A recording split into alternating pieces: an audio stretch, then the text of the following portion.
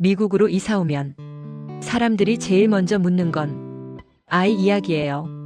학교는 괜찮은지, 친구는 사귀었는지, 적응은 잘하는지, 선생님은 좋은지, 급식은 잘 먹는지, 영어는 알아듣는지. 다들 아이 걱정을 먼저 하죠.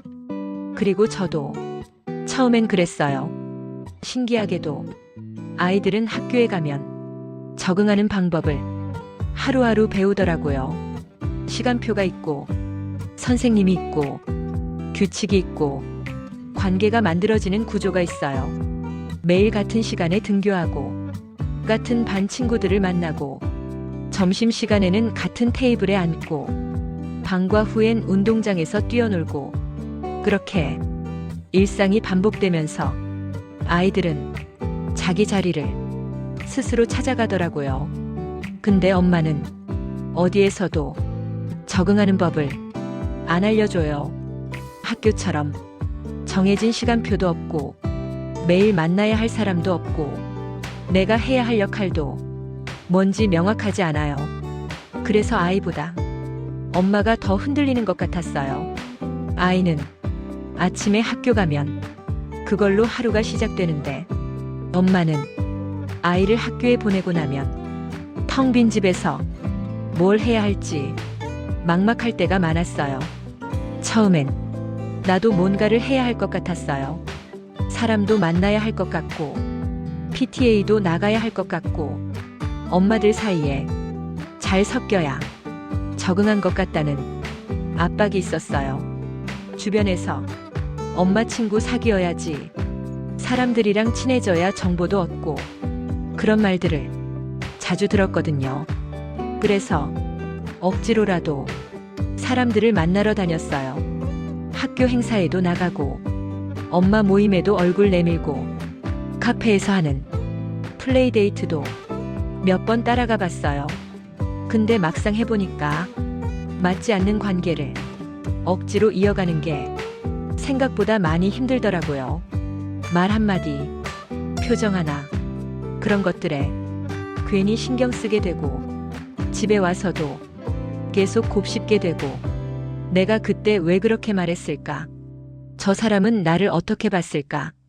그런 생각들이 머릿속에서 계속 맴돌았어요. 어느 순간엔 사람 관계에 에너지를 쓰느라 정작 내 아이한테 쓸 힘이 남아있지 않다는 느낌이 들었어요. 아이가 학교에서 있었던 일을 이야기하려고 하는데, 나는 너무 지쳐서 제대로 들어주지 못하는 내 모습을 보면서 뭔가 잘못됐다는 걸 느꼈어요. 그때 처음으로 생각했어요. 이게 정말 적응일까? 나를 이렇게 소진시키면서까지 해야 하는 게 맞는 걸까? 미국 학교 PTA도 처음엔 꼭 잘해야 할 것처럼 느껴졌어요. 안 나가면 뒤처지는 것 같고, 정보를 놓치는 것 같고, 사람들과 멀어질 것 같았어요. PTA 안 나가면 학교 소식 어떻게 알아? 다들 나가는데 나만 안 가면 이상하게 보이지 않을까? 그런 불안감이 저를 계속 PTA 미팅으로 이끌었어요. 근데 지나고 보니까 PTA는 친해지는 자리가 아니라 정보를 얻고 조용히 나오는 자리였어요.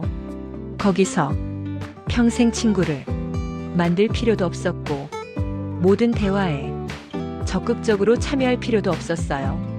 그냥 필요한 공지사항을 듣고, 궁금한 게 있으면 물어보고, 그걸로 충분했어요. 모든 자리에 다 있을 필요는 없었고, 내 아이 학교 생활에 문제만 없으면 그걸로 충분했어요. 학기 초 오리엔테이션, 학부모 상담 주간, 중요한 행사, 그 정도만 챙기면 됐어요. 그 기준을 세우고 나니 마음이 훨씬 편해졌어요. 매번 참석해야 한다는 의무감에서 벗어나니까 정말 가고 싶을 때만 가게 되더라고요. 그러니까 가서도 덜 지쳤어요.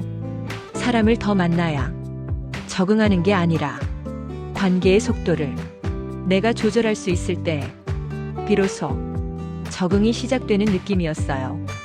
누가 연락하면 무조건 만나야 하는 게 아니라 내가 여유 있을 때 만나도 되고, 누가 모임을 제안하면 꼭 참여해야 하는 게 아니라 내가 필요하다고 느낄 때만 가도 되고, 그런 선택권이 내게 있다는 걸 받아들이고 나서 오히려 관계가 편해졌어요. 어느 순간부터는 엄마 친구가 많아야 할 것 같다는 생각도 내려놓게 됐어요. 친한 사람 몇 명보다 안전한 거리가 더 중요해지는 시기가 있더라고요. 깊게 교류하는 사람 한두 명만 있어도 충분했어요. 그 사람들과는 가끔 만나서 차 한잔 마시며 솔직한 이야기를 나눌 수 있고, 나머지 사람들과는 인사하고 가벼운 안부 정도만 주고받으면 됐어요.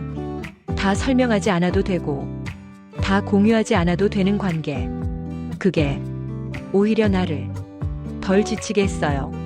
모든 일상을 공유할 필요도 없고, 모든 고민을 털어놓을 필요도 없고, 그냥 필요할 때 연락할 수 있는 사람이 몇 명 있다는 것, 그 정도면 충분하다는 걸 알게 됐어요.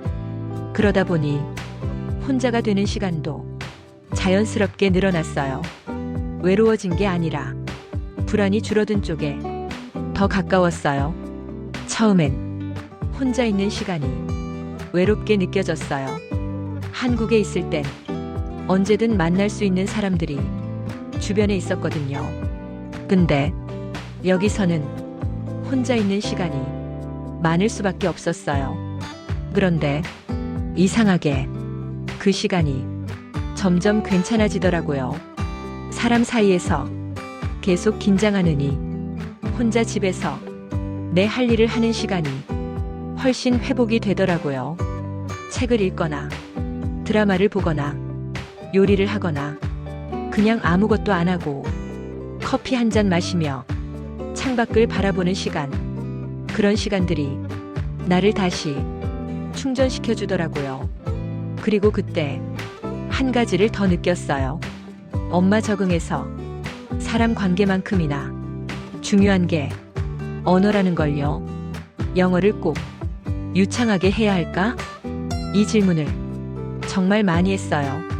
남편은 회사에서 영어로 일하고 아이는 학교에서 영어로 배우는데 엄마인 나만 영어를 못하는 것 같아서 위축될 때가 많았어요.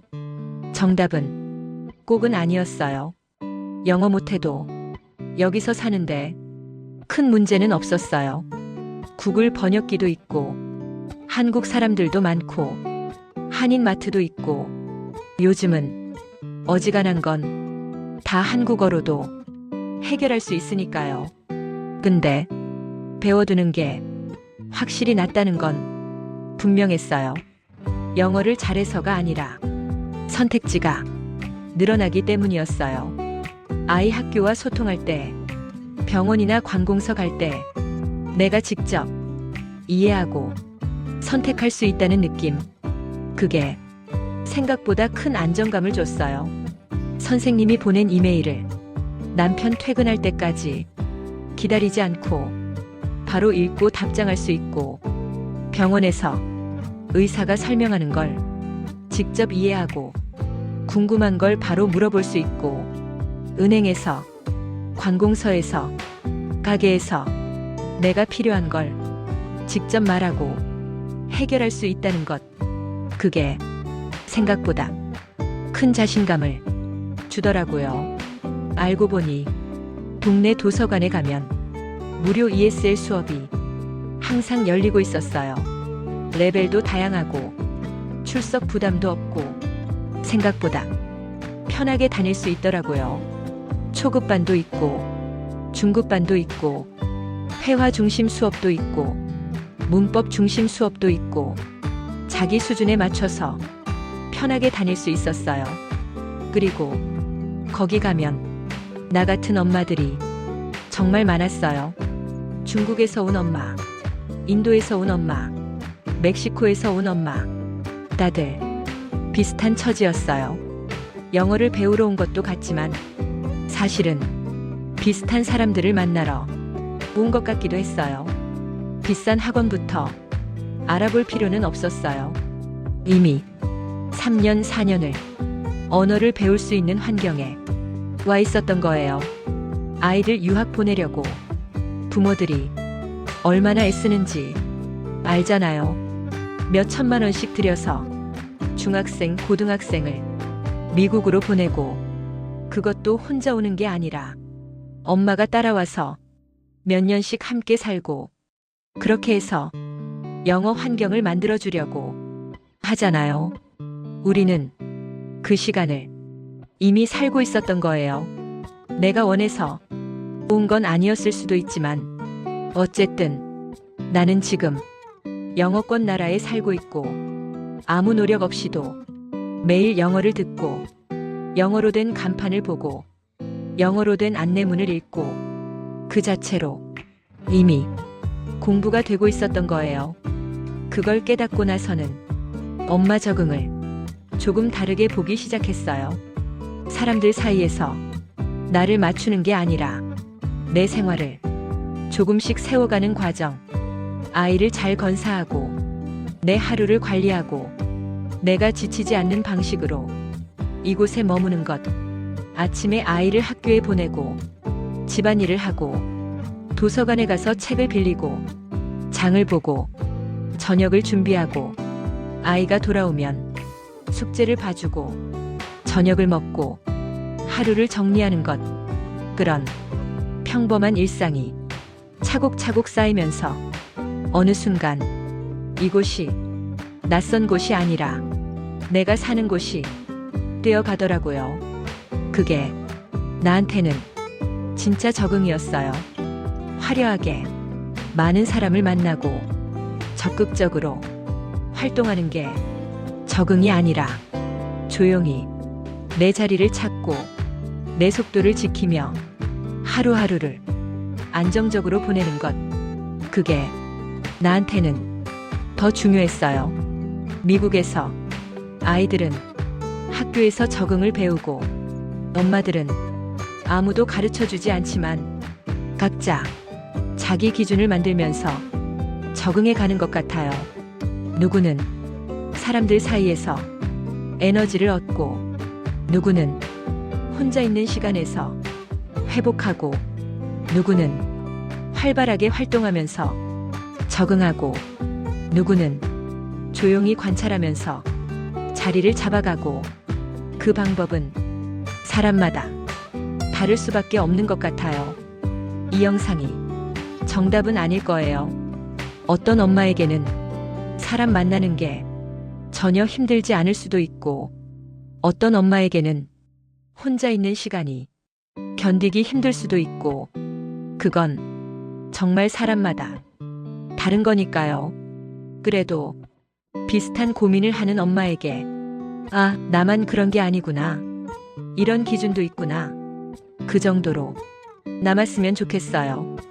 그리고 혹시 지금 힘들어하고 있다면 조금 천천히 가도 괜찮다는 것. 모든 자리에 다 있지 않아도 괜찮다는 것. 그것만 기억해주면 좋겠어요. 미국 선배 언니 아스트리드였습니다.